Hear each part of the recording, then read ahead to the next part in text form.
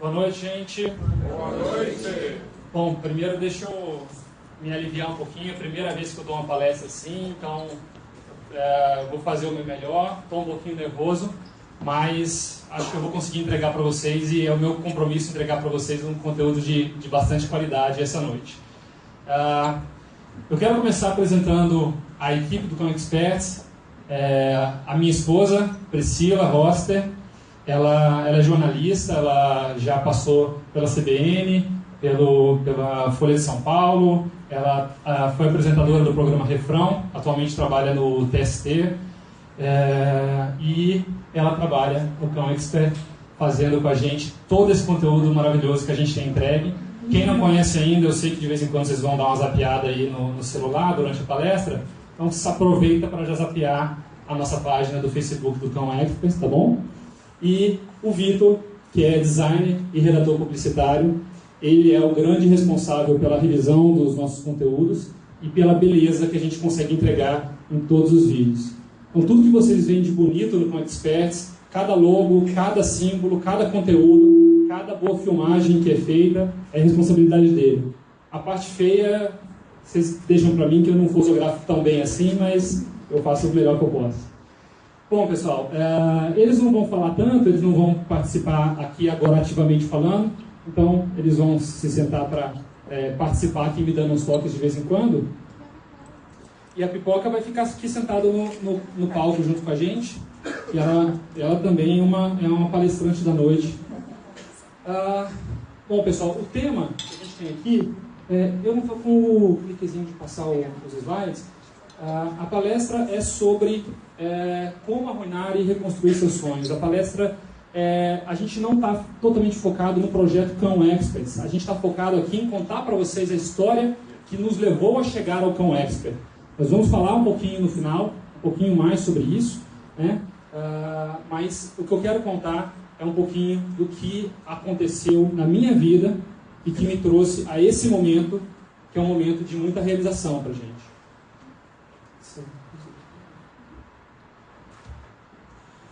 Então eu quero começar lá atrás.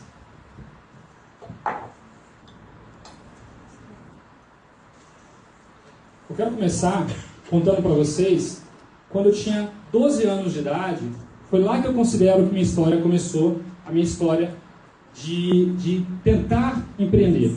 Quando eu tinha 12 anos de idade, eu resolvi fazer uma primeira poupança da minha vida. Foi a primeira vez eu comecei a entender como é que dinheiro funcionava, eu comecei a entender que eu gostava daquilo, eu comecei a entender que eu queria ter aquilo. O Juliano, que é um amigo, já está rindo, né, ele sabe o quanto eu gosto de trabalhar para gerar isso. E eu criei esse cofrinho, foi minha primeira poupança. Eu comecei a juntar, então todo o dinheiro que me davam para mim, dava para o meu irmão. Meu irmão corria e comprava alguma coisa, eu vinha aqui no cofrinho e guardava. E ia guardando, eu ia guardando. E esse cofrinho, num prazo relativamente curto de tempo, ele se encheu.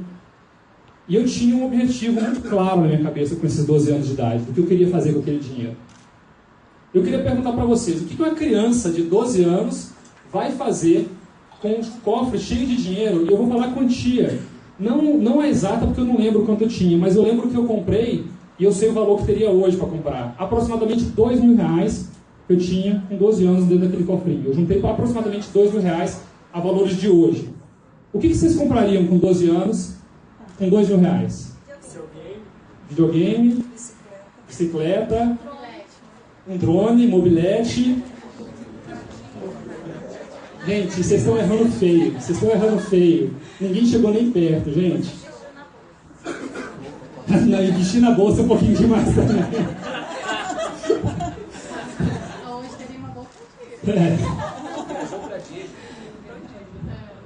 Gente, esse cofrinho virou uma mesa de madeira de escritório linda. Eu tenho essa mesa até hoje na casa do meu pai. Ela é toda de madeira, assim, uma madeira clara. Eu escolhi ela, fui numa loja, não é compensado, não é nada, é madeira de verdade. Quem tem noção do quanto custa a madeira hoje em dia e naquela época sabe que isso é muito caro. E eu investi nisso. Na minha cabeça, eu queria ganhar dinheiro de algum jeito. E eu vi que quem ganhava dinheiro tinha uma mesa bonita. Eu quero uma mesa bonita. E aí eu comprei essa mesa bonita. Eu não sabia direito o que eu estava fazendo, eu só sabia que eu queria chegar em algum lugar. Tá? E aí eu comprei a mesa. Eu falei, beleza, legal, consegui uma coisa que eu queria. Agora eu vou fazer outra poupança. E aí eu comecei a fazer outra poupança. E aí fui, guardei. Eu lembro que esse demorou um pouquinho mais para encher. E aí eu fui comprar uma outra coisa. O que eu queria comprar agora, gente? Cadeira. O que? Desculpa? Cadeira? Não, eu tinha cadeira, não é a cadeira. Mais algum palpite? Computador. Essa aqui eu sabia que vocês iam acertar. Eu queria comprar um computador.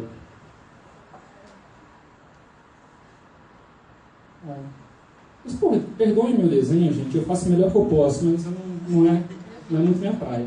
Gente, vocês pegaram o desenho pra mim? Aqui? Aqui embaixo, tá. E aí, gente, essa parte aqui, vermelha, por favor. Essa parte aqui, não deu, como dizem por aí, não deu ruim. Deu ruim porque quando eu quis comprar esse computador aqui, a menina que trabalhava lá em casa, eu estava feliz pra caramba, eu não parava de falar desse computador que eu ia comprar. Então ela descobriu que tinha dinheiro ali para comprar um computador. Ela levou embora. E ela nunca mais apareceu. E eu fiquei sem meu computador.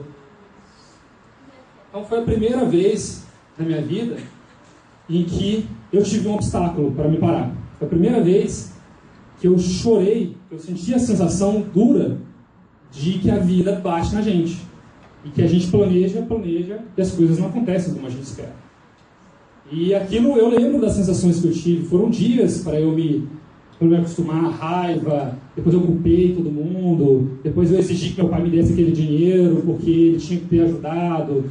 E todas aquelas sensações que uma criança de 12 anos tem e não sabe lidar. E aí, eu parei de exigir, parei porque nada dava certo, meu pai fez o correto, que foi me fazer batalhar um pouco mais para conseguir, diante daquela adversidade. E aí, vem a próxima parte. Ainda com 12 anos, meu pai, ele tinha um trabalho que ele fazia em casa que era montar computadores. Meu pai, ele é bancário, mas como renda complementar, estava reformando a casa e tal, e ele começou a vender para os colegas dele de banco computadores. E aí eu tinha perdido meu cofrinho, eu queria um computador, ele montava computador, eu falei, eu quero aprender esse negócio, vou ganhar dinheiro com você, compra um computador para mim. E eu perturbava ele, pai me ensina, deixa eu ver. E aí com 12 anos eu ficava lá, pai, para que é isso? Pai, isso é placa-mãe, isso é placa de vídeo, isso aqui é parafuso, para que serve isso? Onde que encaixe é esse? Perturbando ele, e eu aprendi a montar computadores. E vez ou outra, ele deixava um computador para eu montar. E mais comum ainda, era que alguém pedia uma substituição de alguma peça. E aí essa peça ficava lá. E aí o que eu fui fazendo? Eu fui pegando essas peças, e depois de alguns meses trabalhando levemente, mas trabalhando com meu pai, fazendo essa montagem, eu tinha peças suficientes para montar o meu computador. E aí eu consegui pegar um desses computadores para botar em cima da minha mesa. Então foi quando eu descobri que eu não devia deixar nunca um obstáculo me parar e que eu tinha que continuar seguindo. Eu estava no caminho certo até aí. E aí, a vida foi passando, as coisas foram acontecendo, e eu tinha minha mesa, eu tinha meu computador, e aí eu ia na banca e comprava um monte de joguinho, e passava o dia na minha mesa jogando, veio a adolescência, aproveitei aquelas gavetas que eu tinha e eram chaveadas para guardar meus playboys lá e deixava bem escondidinho para ninguém saber que eu tinha, né? E aí chegou a época do vestibular na minha vida. E aí eu quero de novo dar bola para vocês e saber de vocês. Uma pessoa com meu perfil vai se inscrever para qual curso na UNB, pessoal? Ciência da computação, alguém falou? Engenharia? Odontologia. Meu sogro fica avacalhando aqui, pessoal, sacanagem. Mais algum palpite? Economia. Administração foi a minha vontade. Inclusive, foi minha opção no PAS. Eu passei pelo PAS para ADM. Só que eu acabei não continuando. Eu fiz o primeiro semestre, mas acabei não continuando. As pessoas que viam que eu gostava de computador não paravam de falar para mim: você não deve fazer ADM, vai para ciência da computação. Ciência da computação dá mais dinheiro. Quem faz ciência da computação já sai do mercado ganhando 7, 8, 9 mil reais. ADM vai ser uma loucura, tá cheio de gente fazendo ADM. ADM é um curso para quem não sabe o que fazer. Não sei se alguém já ouviu isso. Não sabe o que fazer, faz ADM. Você vai entrar nessa, não entra nessa não. E aí eu ouvi essas pessoas que falaram isso para mim. E aí eu fiz outro vestibular. E aí eu fiz o que me disseram aqui também. E foi SIC. Então, hoje eu sou formado em ciências da computação. Mas isso para mim foi o início da minha ruína, no sentido de seguir os meus sonhos. Eu escutei demais o que os outros tinham para me dizer e eu segui o que os outros tinham para me dizer e não o que eu sentia e o que eu queria para minha vida. Eu tinha os meus sonhos, mas eu tinha muito medo de seguir pelos meus sonhos. Então eu acabei escutando os outros, às vezes mais experientes, mais velhos, ou que me influenciavam muito fortemente, e eu fiz a vontade dos outros e não a minha vontade. Isso teve um impacto muito grande na minha vida por muitos anos. Um curso de 5 anos e depois uma carreira de quase 12 anos. E eu não estou dizendo para vocês, pessoal, que vocês não devam dar atenção ou dar ouvidos aos conselhos das pessoas que são próximas a você. Eu escuto muito. Meu sogro está aqui me avacalhando, mas eu escuto muito o que ele me fala. O Vitor, meu cunhado, meu sócio, eu escuto muito o que ele me fala. O Mustafa é um cara que eu procuro de vez em quando para pedir algum conselho. E a minha esposa, todo dia me aconselha em algum sentido, óbvio. Mas o conselho que eles me dão e o que vocês devem fazer com os conselhos que recebem é ponderar até que ponto aquilo vai te levar para os seus sonhos e ponderar como aqueles insights que eles te dão vão te ajudar a saltar os obstáculos que vocês têm para saltar. E não fazer o que eles dizem. Porque fazer o que eles dizem é o que serve para a vida deles, não para a sua. E eu fiz o que me disseram para fazer. Eu vivi uma vida de zumbi. Durante muitos anos. Eu vivi uma vida de zumbi. O Mustafa me conheceu nessa fase, eu morei junto com ele, e ele lembra que eu reclamava de muita coisa, eu estava sempre muito estressado. Hoje em dia eu ainda estou estressado porque eu tenho muito trabalho, mas é diferente. Eu não estou estressado sem fazer o que eu gosto. Eu estou estressado, mas dá 11 horas, meia-noite, eu quero estar trabalhando. Naquela época eu estava estressado, eu queria sumir. Ficava bravo com um monte de coisa, e é diferente. Eu vivi uma vida de zumbi, fazendo o que todo mundo queria que eu fizesse. E aí eu comecei a tomar algumas ações diferentes na minha vida. Mas antes de eu contar para vocês como foram as ações diferentes, eu vou contar como que eu fiquei zumbizando. Eu me formei na UNB, eu me tornei estagiário de uma empresa de tecnologia, programador, depois virei analista de sistemas, tinha um bom salário, tinha 20 e poucos anos, morava sozinho, tinha meu carro, viajava pra caramba, fazia o que eu queria, não tinha nenhum problema de dinheiro, tinha comprado 3 apartamentos, estava pagando 3 apartamentos de uma vez, sobrava dinheiro para viajar, sobrava dinheiro para tudo. E aí eu realizei o sonho de 90% dos brasilienses que passaram no concurso, aí me tornei concursado dentro da empresa que eu estava, que eu era terceirizado, me tornei concursado. Em 3 anos eu me tornei sênior dentro da empresa. Por 3 anos e meio eu me tornei sênior, que é uma coisa raríssima dentro do Banco do Brasil. E aí, só que eu já estava meio inconformado. Eu queria entrar em ação. Começou a sobrar um pouquinho de tempo. E aí eu fiz uma coisa que, mais uma vez, é uma coisa muito estranha de se fazer para alguém do meu perfil. Eu abri minha primeira empresa. O estranho não é abrir a empresa, né? Isso acho que já era esperado para vocês. O estranho foi qual empresa eu abri.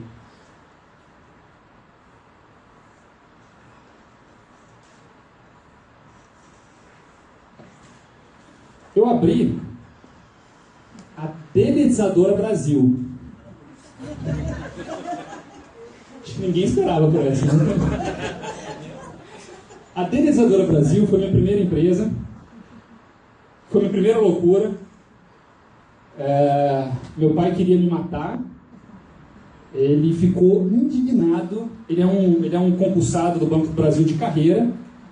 Ele não conseguia conceber eu estar abrindo uma empresa enquanto fazia carreira no banco, e ele não conseguiu conceber o dia que eu pedi exoneração do banco para ir trabalhar dentro da Dedetizadora Brasil. Quando eu estava trabalhando na Dedetizadora Brasil, eu publicava às vezes no Facebook com o maior orgulho, eu com bomba nas costas na casa de um cliente, eu dentro de caixa d'água. Eu já lavei caixa d'água, gente, maior do que esse teatro aqui. Eu e um funcionário entrar com máquina, com maquinário e lavar. Por que eu fui fazer isso? Eu precisava fazer isso? Precisava, faltou funcionário. Eu não podia deixar o cliente sem atendimento. Eu fui fazer o que eu tinha que fazer, que é uma outra lição que a gente vai ver daqui a pouco. Mas aqui eu estava começando a entrar em ação. Eu estava parando de deixar aquela fase de zumbi que durou dos meus 19 até os meus 27 anos, que foi quando eu abri a Dedetizadora Brasil, para começar a entrar em ação. E aí, para responder, muita gente deve estar perguntando, será que valeu a pena? Será que foi bom para ele ter feito isso? Será que poderia ter dado tudo errado? Né? E eu poderia estar contando uma história do meu primeiro fracasso como empreendedor, mas felizmente não foi isso. Eu não vou explicar para vocês toda a história, eu vou resumir para vocês a história em alguns números.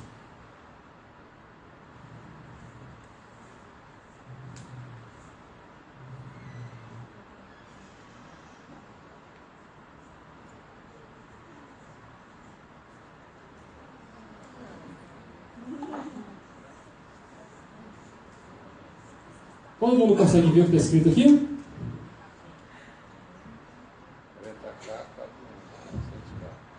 Eu investi na Dedetizadora Brasil 40 mil reais.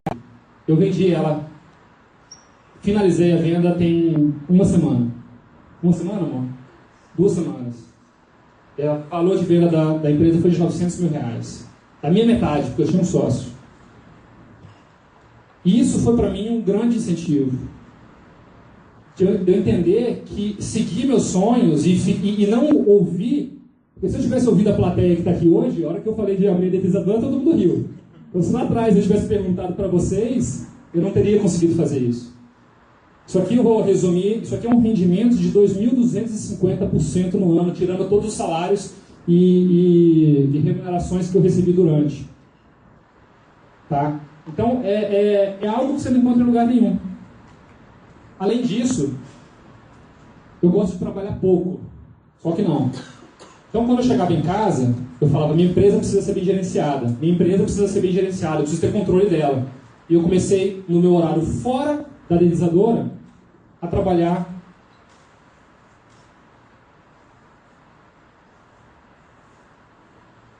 num produto que chama-se hoje CIS Controladoras. É um ERP, para quem não sabe o que é ERP, é um software de gestão completo para empresas. O ERP controla toda a parte financeira da empresa, controla estoque, RH, controla as ordens de serviço, as vendas por completo, simplesmente tudo. Que uma empresa de controle de pragas precisa e que uma empresa de serviços precisa. E essa empresa hoje tem 60 clientes que estão utilizando o meu software.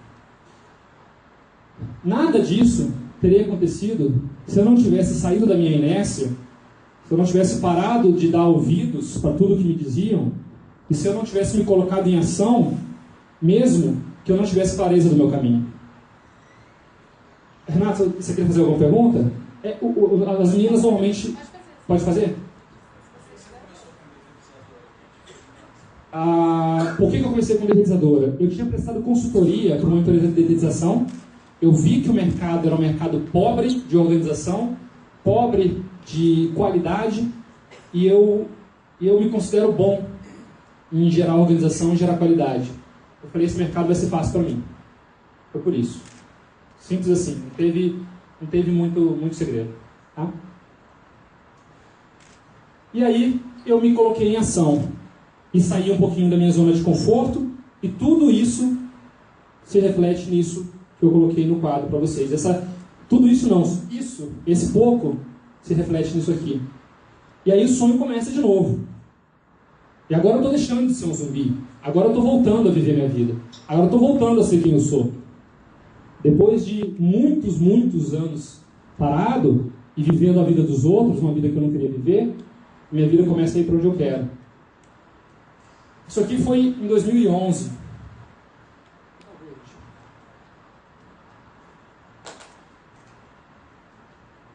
A DD Brasil foi em 2011. O CIS começou ano passado. 2015. E aí, eu passei por alguns processos na minha vida, fiz alguns cursos que me transformaram muito, que fizeram muita diferença na minha vida, foram marcos totais na minha vida, que eu posso recomendar para quem quiser depois, dizer quais são esses cursos, e isso transformou minha vida. Transformou minha vida ainda mais, porque eu comecei a sair ainda mais da minha zona de conforto. Eu comecei a entender que cada vez que eu alargava a minha zona de conforto, na verdade o contrário, cada vez que eu tomava ação, eu tinha que sair da minha zona de conforto. E cada vez que eu saía da minha zona de conforto, mais coisas boas vinham para minha vida. E mais coisas boas vinham para minha vida, e mais coisas boas vinham para minha vida, e sempre pensando em cima daquilo que eu queria para mim, e não do que os outros queriam para mim. E eu comecei a não admitir. Quem me conhece de perto, quem convive comigo, falando isso, eu sempre olho para o Juliano, porque o Juliano ele vai lá em casa semanalmente, a gente tem um projeto em paralelo junto, que não tem nada disso está aqui, é um paralelo que eu tenho com ele. Ele vai semanalmente lá em casa e a gente conversa e ele fala, cara, você é um ET, não é possível. Eu estou o tempo todo em ação. Porque isso é bom, e eu descobri o quanto faz a diferença. E a gente começou a descobrir também, essa lição aqui, na verdade, é uma lição que eu podia ter falado um pouquinho antes, que a gente tem que fazer o que precisa ser feito. Esse exemplo de transformar 40 mil em 900 mil em 4 anos, na verdade é mais quando se coloca os salários e divisão de lucro que eu recebi durante esse período. Isso não teria acontecido se eu tivesse sentado na minha cadeira e falado, nossa, o funcionário faltou, né? Cancela lá com o cliente, a gente atende ele outro dia. Eu não teria gerado confiança no mercado que eu gerei. Isso não teria acontecido se quando um funcionário está na rua e o carro dele quebra, eu não entrasse no meu carro para ir lá e levar ele para o serviço. Isso não teria acontecido se eu não tivesse feito o que precisava ser feito. E a maioria das pessoas acha que ter negócio, ou que empreender, ou que viver, é fazer o que quer fazer. E fazer o que quer fazer é parte. Mas fazer o que você precisa fazer é que vai te levar a ter o que você quer ter e finalmente, sim, fazer o que você quer fazer. Para você fazer o que você quer fazer, você precisa primeiro fazer tudo que você precisa fazer. E você não sabe o que é isso. O seu caminho é incerto. Você consegue planejar até certo ponto. Você não consegue planejar tudo.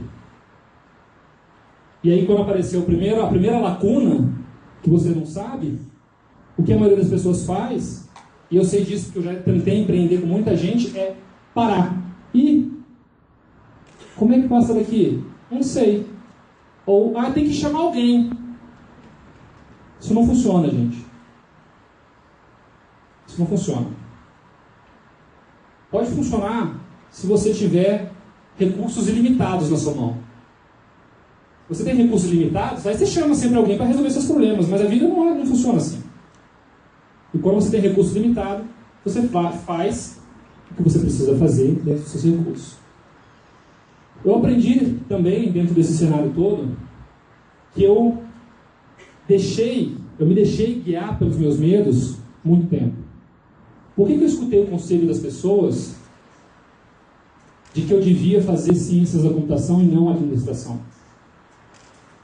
Porque eu tinha medo E mais que isso, eu devia ter colocado aqui no slide, porque eu não queria ser o responsável pelo fracasso.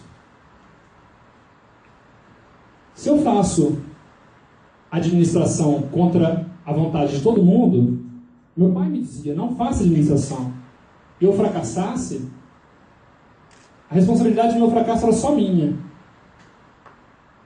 Porque eu decidi aquilo sozinho. Agora, se eu faço ciências da computação e dá tudo errado, a culpa é do meu pai. Eu queria fazer ele. Então isso também, gente, arruina a vida de vocês. Arruina a vida de qualquer um. Ignore o medo e decida pelos seus sonhos. Todo mundo aqui sabe, todo mundo a esse ponto eu espero que esteja refletindo sobre algum momento da vida, ou alguma decisão que está querendo tomar, ou alguma coisa que está querendo fazer e está parada. E todo mundo aqui sabe do que eu estou falando, dos medos que a gente tem de tomar certas ações. Dos medos que travam a gente naquele lugar, e aí eu não consigo tomar ação. E eu não consigo, na verdade, não é nem só tomar ação, eu não consigo decidir para onde eu vou. Eu não consigo nem decidir para onde eu vou. E a coisa que eu aprendi, e a gente falou muito nos nossos encontros, né, meninas? É o seguinte, quando eu tenho uma decisão para tomar, eu não tomo ela pensando se é o mais fácil, se é o mais difícil, se eu quero naquele momento aquilo, ou se eu não quero naquele momento aquilo. Se vai ser legal, se vai ser chato.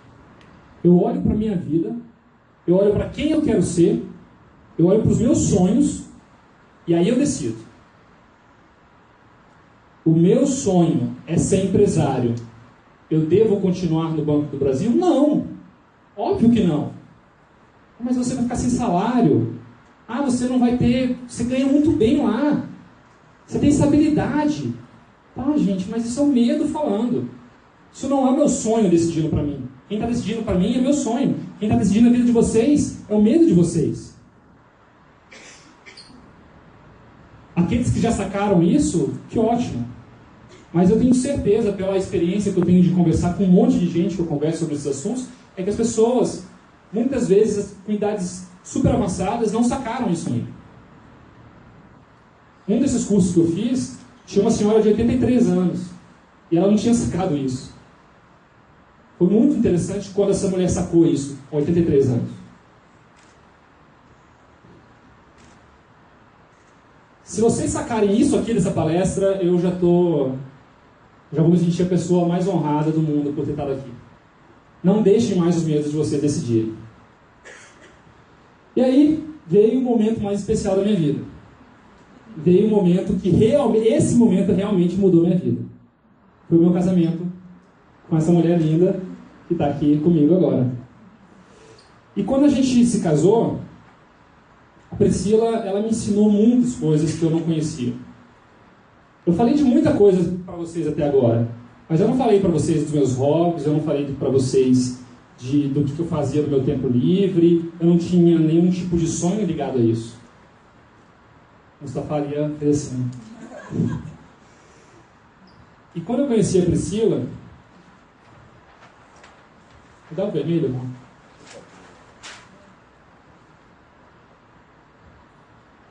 E a gente se casou em 7 meses, tá, gente? A gente se reencontrou, a gente estudou junto no 2º grau, mas a gente nunca... Nem fomos bons amigos no 2º grau, a gente só se conhecia, a gente se reencontrou e a gente se casou em 7 meses. E a Priscila me ensinou o que é amor. Eu não sabia o que era amor. E eu não sabia a importância de amor na vida. Eu realmente não sabia disso. A minha família não me deu uma base, e eu não tinha uma estrutura familiar que me permitisse cultivar isso dentro de mim e nas minhas relações. E eu não conseguia cultivar isso sozinho. E eu não tinha criado isso nas demais relações que eu tinha tido com outras mulheres. A Priscila me ensinou, e uma vez que eu aprendi o que era sentir isso de verdade e o que era ter isso na minha vida, ter um amor verdadeiro, eu falei, caceta. E se eu tiver isso em todas as áreas? caramba, e se eu conseguir ter isso no meu trabalho, em todas as minhas amizades, em cada relação que eu tenho? E aí as coisas começaram a mudar na minha vida. Foi daí que eu decidi vender a Dedetizadora Brasil, porque a Dedetizadora Brasil era dinheiro, era um passo em direção ao meu sonho, mas era dinheiro. Ela não me dava mais do que dinheiro. O CIS, ele foi um passo importante. O CIS me dava dinheiro e me dava realização. Eu estou aqui falando, estou conseguindo ficar descontraído, ainda bem, eu achei que eu ia estar mais nervoso, mas eu sou o típico nerd. Se você me vê na frente do computador, eu sou aquele tarado por computador que começa a programar e eu não almoço, não janto, não paro.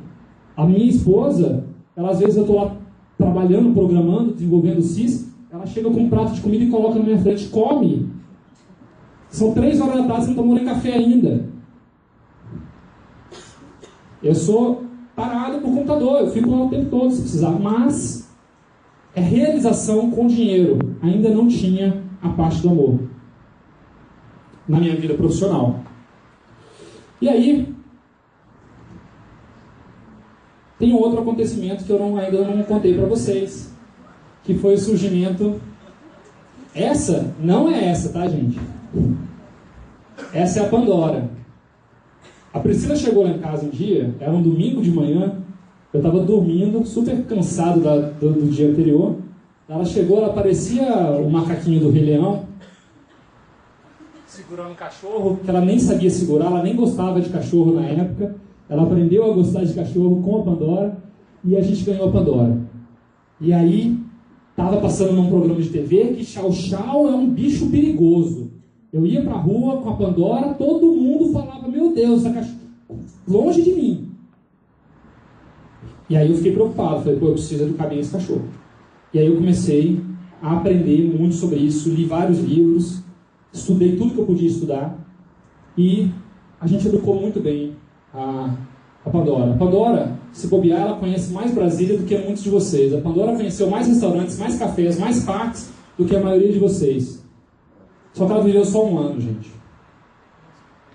Quando a Pandora tinha 1 ano e 1 mês, a Pandora sofreu um acidente na casa do meu sócio. A gente estava em reforma no apartamento lá de casa e a gente se hospedou por 2 semanas na casa do meu sócio e a Pandora caiu na piscina e a piscina estava coberta. Ela sabia nadar, mas com aquela cobertura. Eu cheguei em 2 minutos, fiz respiração boca a boca, ela ainda voltou a respirar um pouquinho, me olhou pela última vez e faleceu.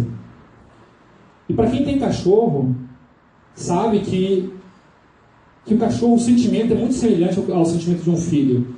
Eu não tenho filho ainda para poder dizer isso com propriedade, mas a sensação que a gente tem é de como se fosse um filho. A gente não trata assim porque a gente tem uma formação e a gente sabe que a gente não deve tratar com o filho. Cachorro é cachorro, mas para a gente foi uma perda enorme. E a gente começou a buscar trabalhar uma forma da gente levar para as outras pessoas e para todo mundo que tinha cão uma forma dessas pessoas terem cachorros tão felizes, tão bem educados e tão tranquilos quanto a nossa cachorra é. A gente queria levar essa felicidade que a gente tinha com a Pandora para todo mundo. E aí surgiu o Cão Experts. O Cão Experts, vou resumir aqui com CA, o Cão Experts foi onde a gente encontrou dinheiro, realização e um amor enorme. E não tem sensação melhor do que trabalhar desse jeito, gente. Cada depoimento que a gente recebe de algum cliente, cada coisa que a gente... Cada mensagem de pessoas que foram ajudadas, é um tipo de trabalho em que você troca só energia boa. Que a gente troca muita coisa boa com o público. E como eu falei, quando a gente coloca amor, depois que eu descobri o que é amor, o que é colocar amor em tudo que a gente pode, em tudo que a gente faz, minha vida mudou. Completamente. Eu quero aproveitar esse minutinho para fazer uma colocação aqui.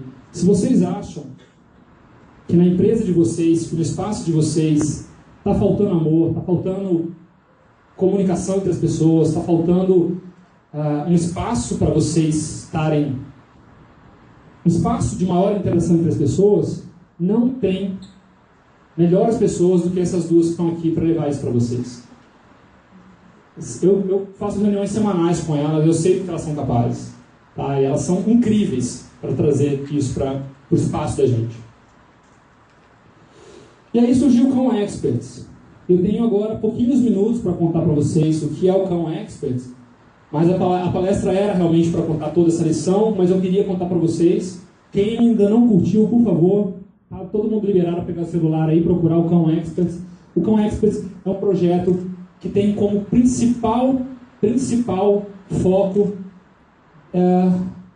o nosso lema, na verdade, é cães educados e donos felizes. A gente quer levar mais felicidade para as famílias, para as famílias que têm cães, através de cães bem educados. Tá? Esse é o nosso principal foco. E Cão Experts, a gente não está sendo pretensioso nesse título e se referindo a nós mesmos. Tá? Nós não somos e nós não nos consideramos experts. O que a gente quer ser é um agregador de boas fontes de conhecimento para quem procura conhecimento de qualidade. Está aqui com a gente o Renato, que está assistindo a palestra. Ele está se tornando um grande parceiro do projeto, é uma pessoa altamente qualificada. Ele é um expert que está trabalhando com a gente. Nós temos 2 adestradores de São Paulo que são experts e que estão vindo trabalhar com a gente. A gente está também trazendo pessoas que são experts em ajudar cães. A gente hoje de manhã teve uma reunião com uma fotógrafa incrível, que ela faz um trabalho gratuito, tirando fotos de cães que têm algum tipo de problema, algum tipo de lesão e que precisam de cuidados especiais. E ela faz ensaios fotográficos lindos e a gente vai ajudar ela com esse projeto dela. O Cão Experts, ele está tentando ajudar também a separar uma coisa que a gente considera muito importante e que pouca gente sabe, que é a diferença de adestramento e comportamento. A maioria das pessoas confunde as duas coisas. E as duas coisas são importantes, mas o comportamento é muito mais importante do que o adestramento, na nossa opinião. Existem várias opiniões por aí. E cada um vai seguir o que achar que é mais conveniente. Mas a gente acredita que você educar o seu cão do ponto de vista comportamental é muito mais importante que adestrar.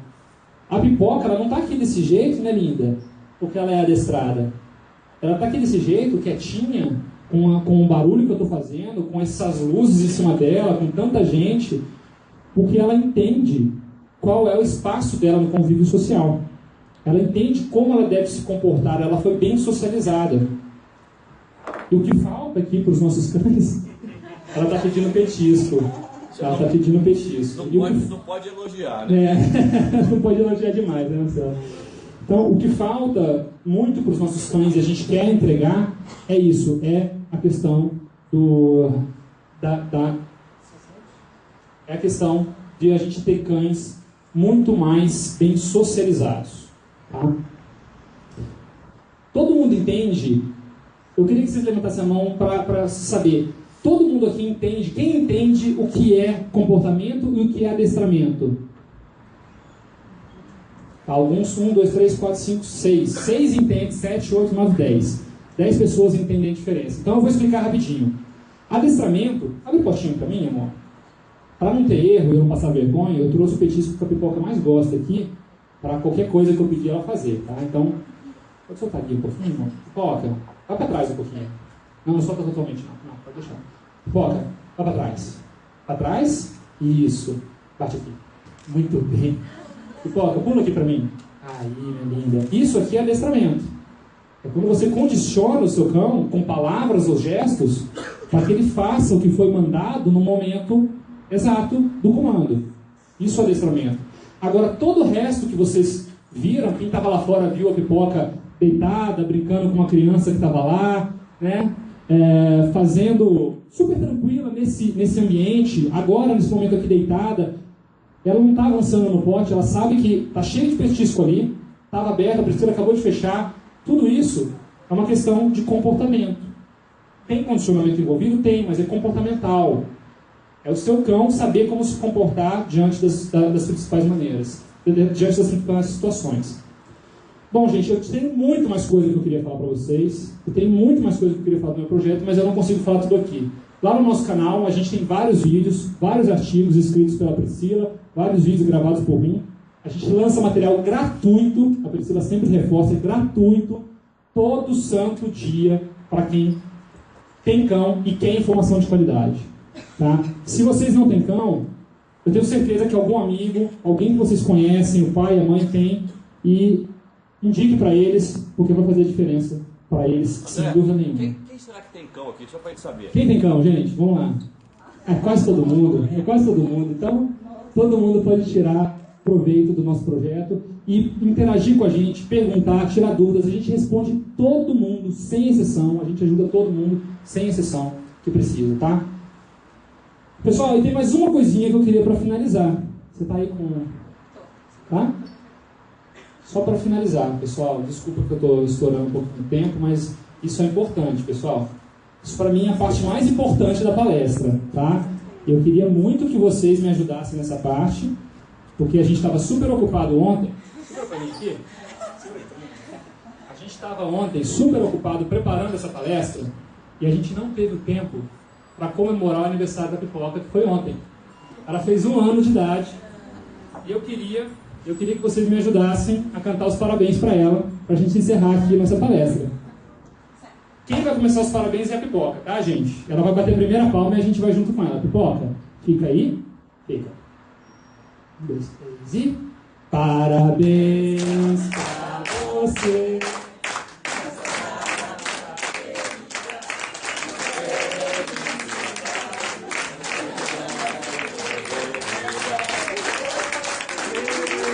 Obrigado, gente. Obrigado a todo mundo. Obrigado por terem estado aqui. Obrigado pelo tempo de vocês, que eu sei que é precioso. Obrigado. Boca. Gente, olha só, eu tenho que confessar que eu tenho muito medo de cachorro. Mas a Pipoca, eu tenho aprendido a conviver com ela, assim. Eu fiquei muito emocionada a primeira vez que ela me deu a patinha, assim. É realmente um amor diferente.